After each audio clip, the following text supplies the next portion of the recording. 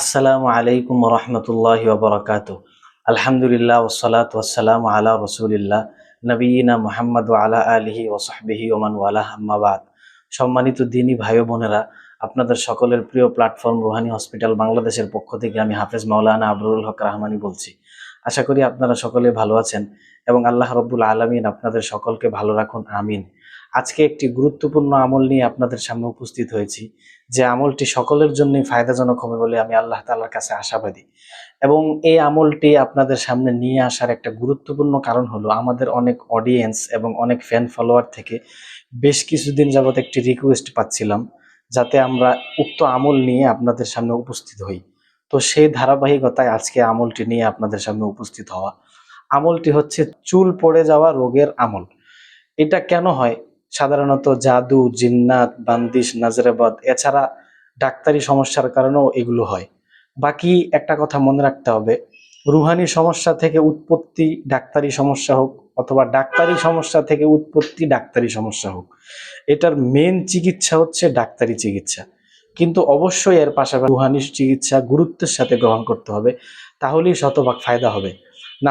না হলে যদি আমরা শুধু রুহানি চিকিৎসা গ্রহণ করি তাহলেও শতভাগ ফায়দা হবে না, এবং যদি শুধু ডাক্তারি চিকিৎসা গ্রহণ করি তাহলেও শতভাগ ফায়দা হবে না।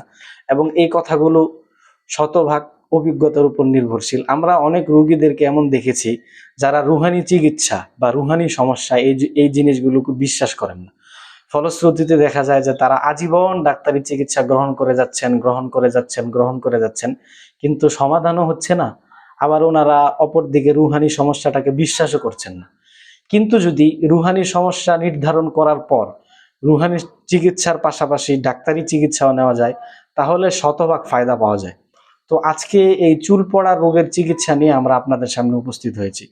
যদি রুহানি সমস্যা থেকে উৎপত্তি হয় তাহলে রুহানি চিকিৎসার পাশাপাশি ডাক্তারি চিকিৎসা গ্রহণ করতে হবে। আর যদি ডাক্তারি সমস্যা থেকে উৎপত্তি হয় তাহলে ডাক্তারি চিকিৎসা গ্রহণ করতে হবে, কিন্তু উপকার না হওয়ার সুরতে, অর্থাৎ যদি এমন হয় যে ডাক্তারি চিকিৎসা গ্রহণ করা হচ্ছে কিন্তু উপকার হচ্ছে না, তখন সেই সুরতে রুহানি চিকিৎসাও গ্রহণ করতে হবে। তাহলেই আশা করা যায় এই সমস্যা থেকে পরিপূর্ণ মুক্তি পাওয়া যাবে। এবং এই সমস্যা বিভিন্ন ধরনের হয়। কারো মাথার নির্ধারিত জায়গা থেকে চুল পড়ে যায়, কারো পুরা মাথা থেকে চুল পড়ে যায়, কারো দেখা যায় যে কোনো কোনো জায়গায় চুল থাকে, কোনো কোনো জায়গায় চুল থাকে না, কারো নির্ধারিত অংশ সাদা হয়ে যায়, কারো পুরা মাথার চুল বয়সের আগেই সাদা হয়ে যায়। তো এই ধরনের বিভিন্ন সমস্যা হয়। এক কথায় মাথার চুল কেন্দ্রিক যত সমস্যা আছে সব সমস্যার সমাধান এই আমলে হবে ইনশাআল্লাহ।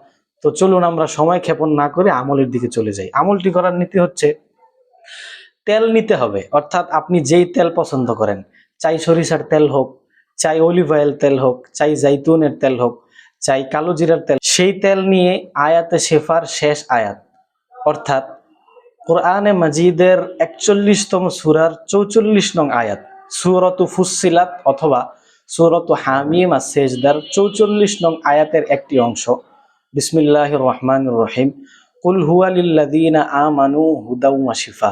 আমি আবারও বলছি, কুল হুয়া লিল্লাযীনা আমানু হুদাও ওয়া শিফা। এই আমলটি করার নীতি হচ্ছে, সরিষার তেল অথবা যেই তেল আপনি পছন্দ করেন অথবা যেই তেল আপনি ব্যবহার করতে চান সেই তেল নিবেন। সেই তেল নিয়ে বিসমিল্লাহির রহমানির রহিম সহ এই আয়াত, অর্থাৎ কুল হুয়া লিল্লাযীনা আমানু হুদাও ওয়া শিফা 121 বার পাঠ করে উক্ত তেলে ফুঁক দিয়ে সেই তেল লাগাতার 21 দিন ব্যবহার করবেন। আমি আবারও বলছি, এই আয়াত বিসমিল্লাহির রহমানির রহিম সহ 121 বার পাঠ করে উক্ত তেলে ফুঁক দিয়ে সেই তেল লাগাতার 21 দিন ব্যবহার করবেন।